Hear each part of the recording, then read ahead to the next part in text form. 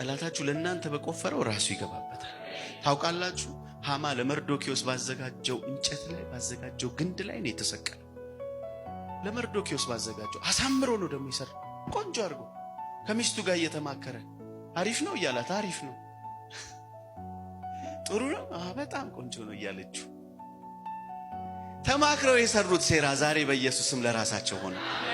ለራሳቸው ተማክረው ቆንጆ ነው ይሄኛው አያሳልፋቸውም ብለው ይሄኛው አደራረግ አሪፍ ነው ብለው የሰሩት እሱ ሴራ ለራሳቸው። አሜን ነው። አረ አሜን ነው። ግዴላችሁም ስለናንተ ነው ማውራው። ጨበጥ አድርጉትና ጎናችሁ ያለ ተማክረው ያረጉብህ ነገር ለነሱ ነው የሚሆነው በሉት። ለነሱ